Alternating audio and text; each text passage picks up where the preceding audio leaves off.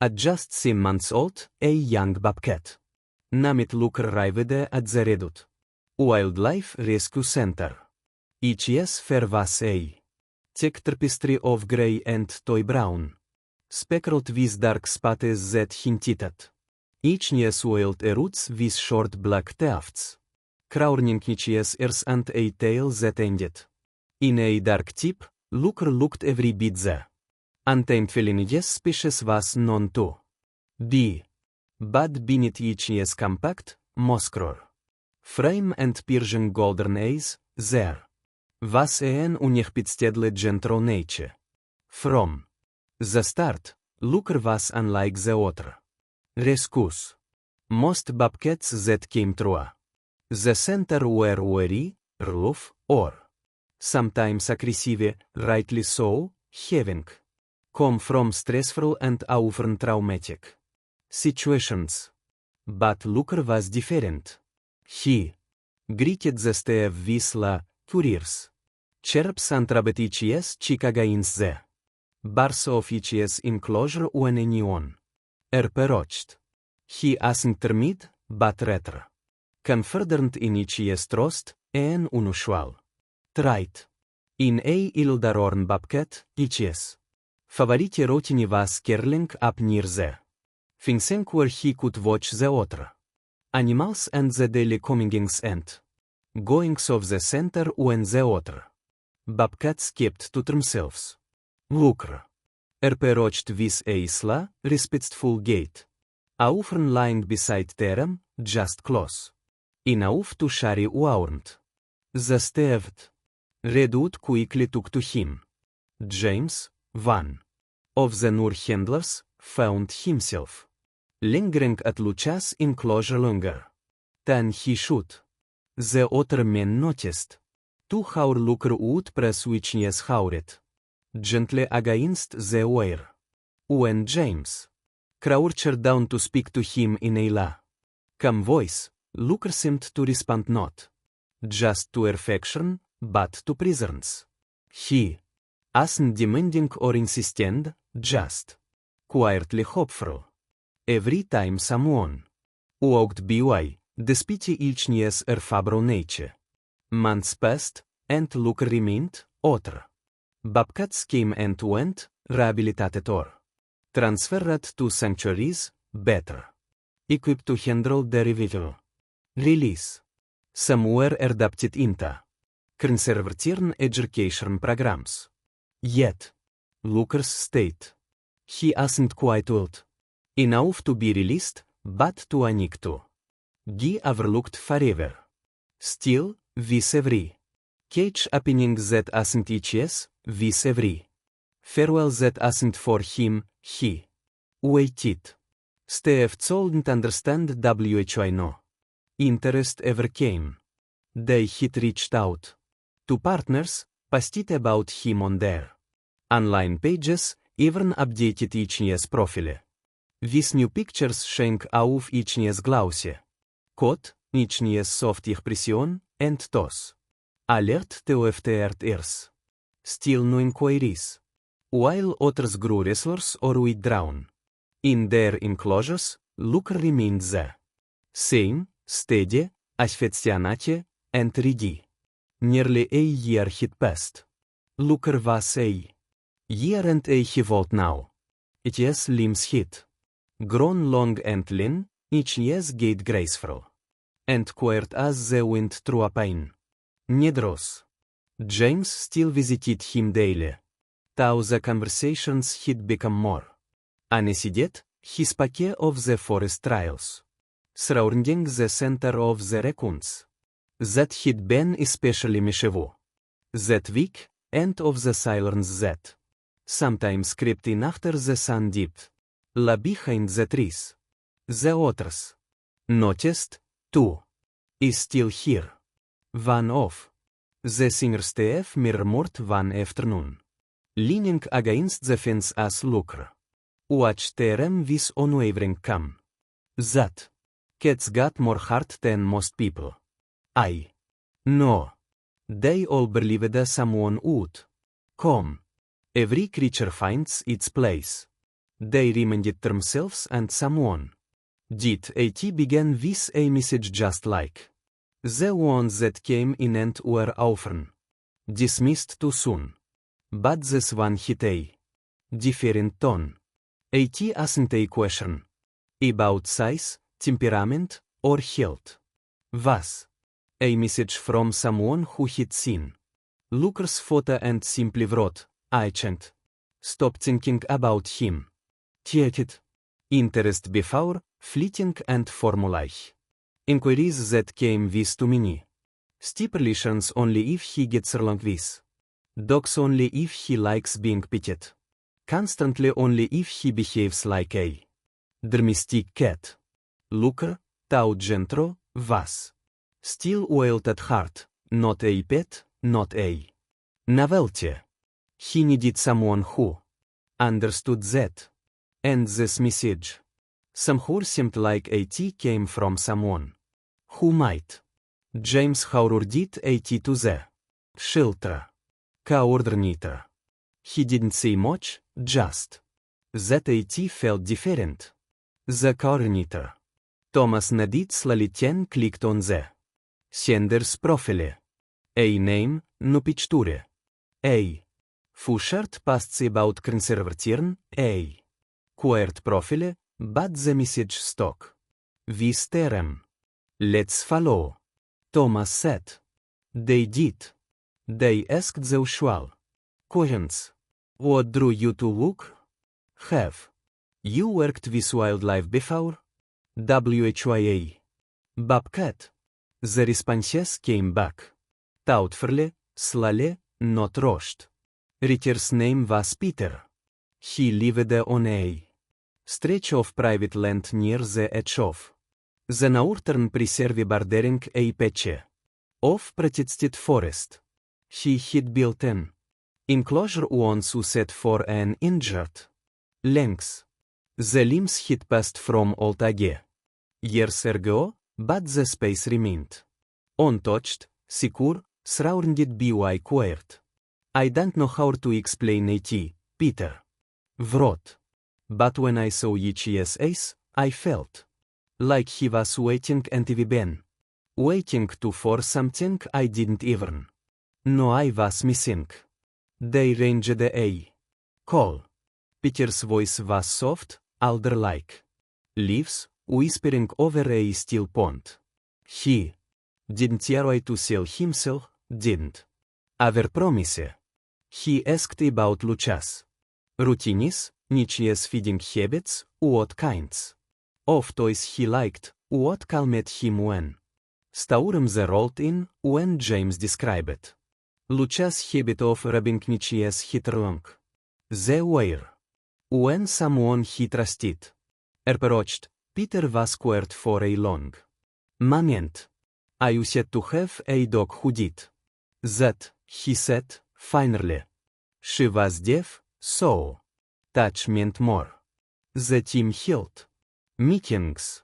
They reviewed Peter's land photos, the structure of each niece enclosure, the proximity to medical care.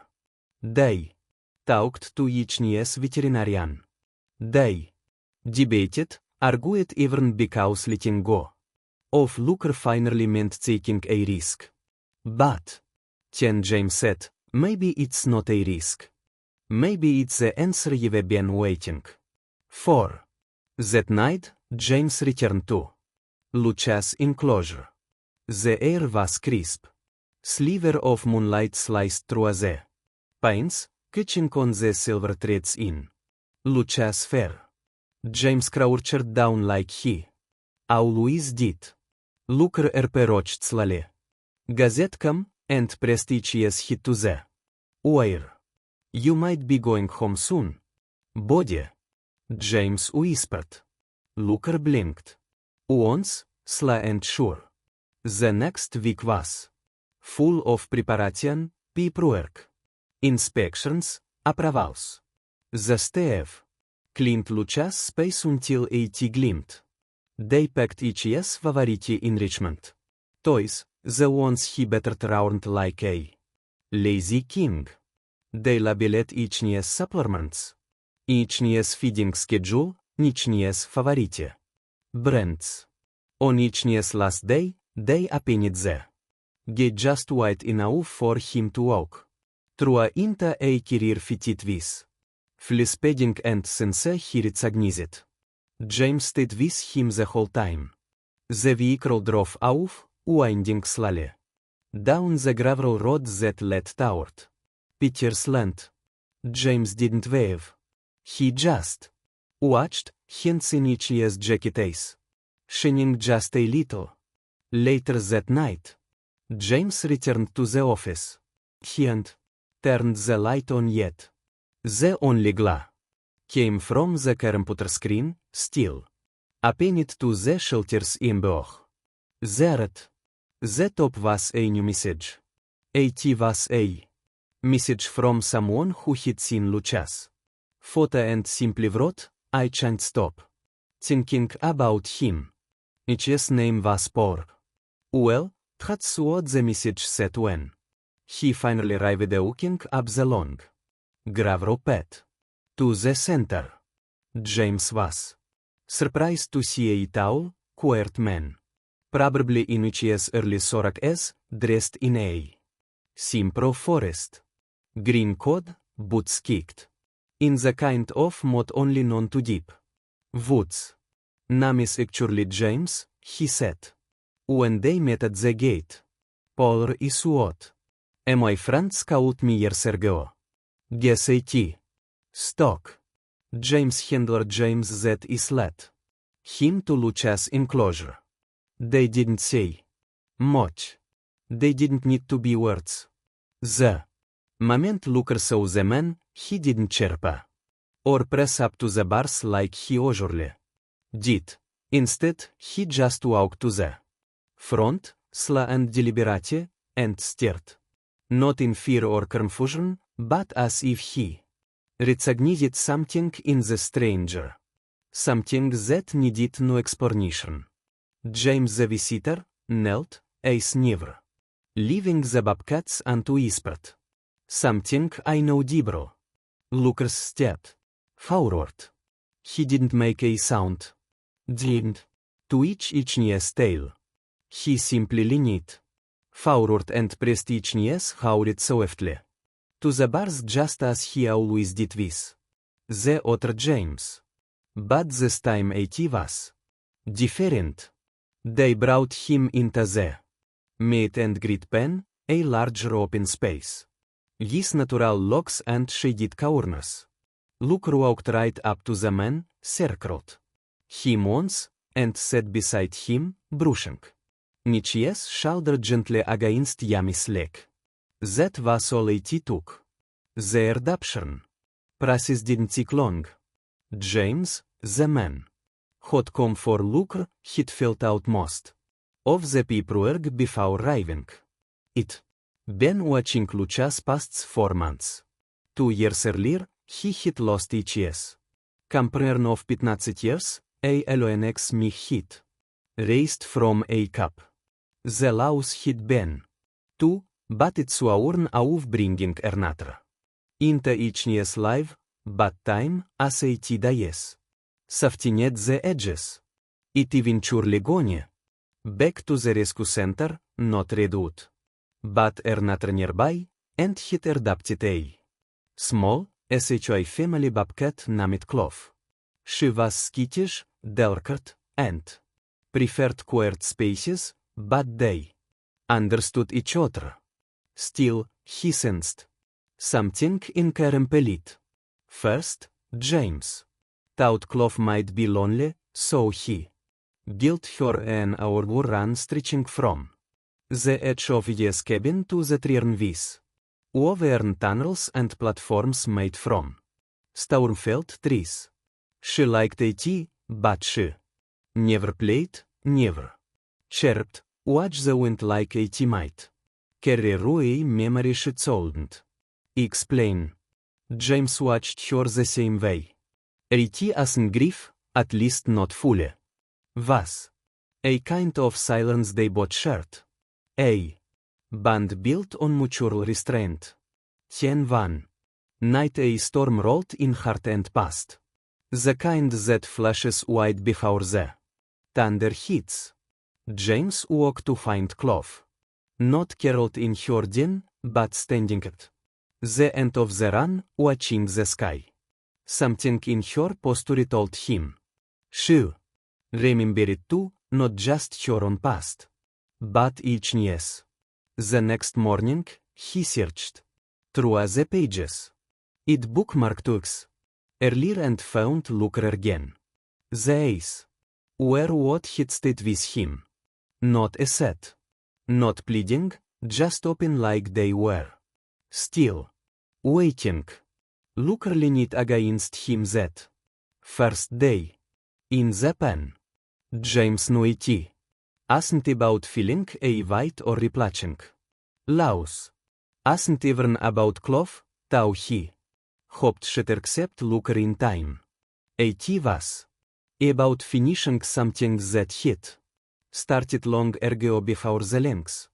Before the cabin, before he ever told himself he could be whole alone. Transport day came with a kind of reverent stillness. The redwood team packed Lucia's items with more curtain. They usually shot toys, yes, but ask blankets. It fevered with edges and woven into the threads.